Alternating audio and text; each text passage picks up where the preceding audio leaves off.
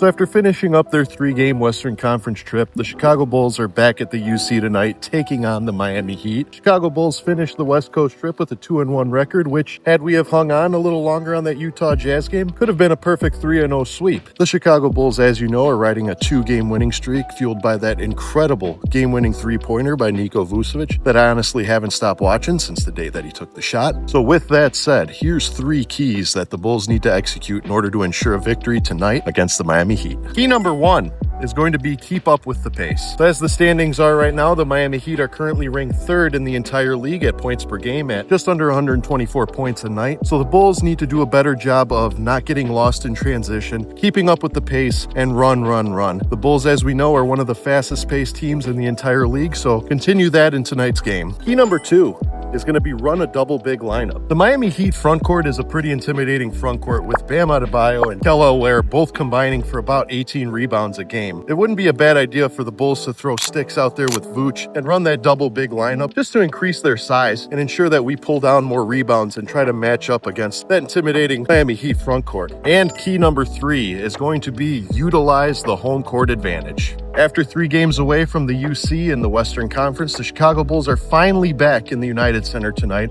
and we need to use that to our advantage.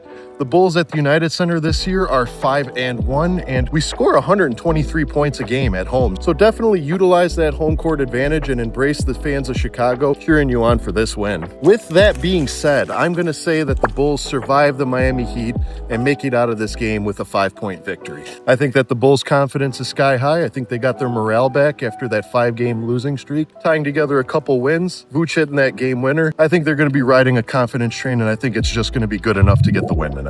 Be sure to leave your pick on who you think is going to win in the comments section down below. Enjoy the game, and as always, go Bulls.